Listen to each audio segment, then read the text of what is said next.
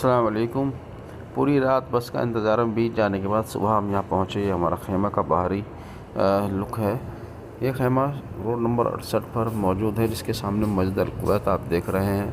आइए अंदर से भी आपको खेमा दिखाते हैं। आखिर ये खेमे अंदर से दिखते कैसे हैं। सुना आपने बहुत कुछ बातें बहुत कुछ की हैं। अगर आप अभी तक नहीं आए हैं तो आज इसको अंदर से आप देखिए कि खेमा किस तरह का दिखाई देता है। ये हमारा खेमा है जो कि 157 मकतब नंबर के अंदर आता है। इस खेमे के अंदर आप देखेंगे तो यहाँ इस तरह से हाजी लोग क़याम किए हुए हैं। सभी हाजियों के पास एक छोटा सा बेड है जिसका साइज़ 2x6, यानी कि आप सिर्फ इस पर सीधे सीधे लेट सकते हैं। जितना ट्रेन की सीट होती है उससे भी थोड़ा सा कम।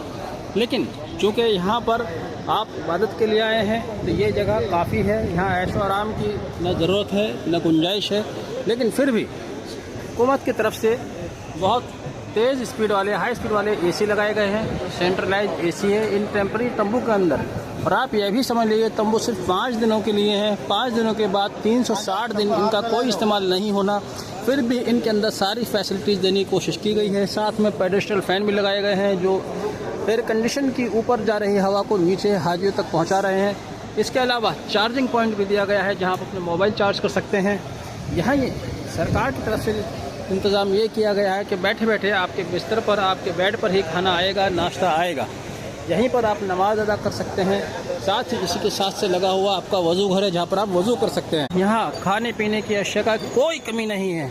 इतना खाना, इतना पानी, पानी की बोतलें तो आप गिनते गिनते थक जाएंगे। मैं अभी आपको रेफ्रिजरेशन भी दिखाऊंगा। जैसे मैंने आपको बताया था कि यहाँ पहले से ही फ्रिज इंस्टॉल कर दिए गए जिनमें खाना इंस्टॉल किया गया है। ये देखिए स्टोर जहाँ पर पानी की बोतलें रखी गई हैं।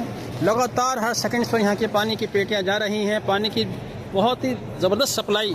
पानी के अलावा कोल्ड ड्रिंक्स, चाय की सप्लाई इसी तरह से मैं देखिएगा। अगर आप बात करें रेफ्रिजरेटर्स की तो यहाँ कतार से 1 2 3 4 रेफ्रिजरेटर इस साइड में छोटे से एरिया में और 4 आगे रखे हुए हैं, जिनके अंदर हमेशा पानी की बोतलें भरी रहती हैं, कोल्ड ड्रिंक्स रखी रहती है। जिसकी जितनी ज़रूरत हो उतनी पानी की बोतलें उतनी कोल्ड ड्रिंक्स ले सकता है।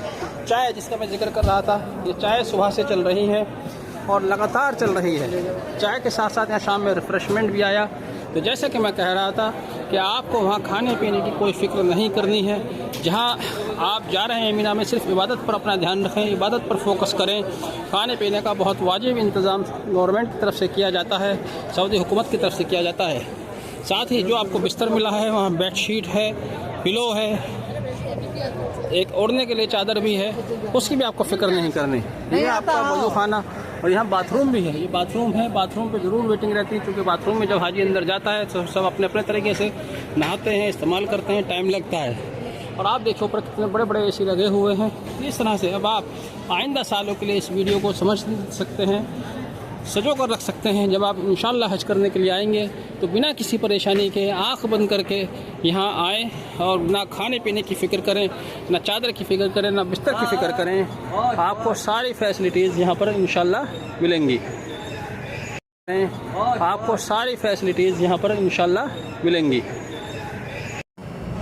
आज 8 जिलहज है और 8 जिलहज तक आपको जुमे का दिन हमारे कैंप्स में जुमे की नमाज़ में अदा की गई। आप देख रहे हैं अभी खुतबा चल रहा है, इस वक्त नमाज होगी।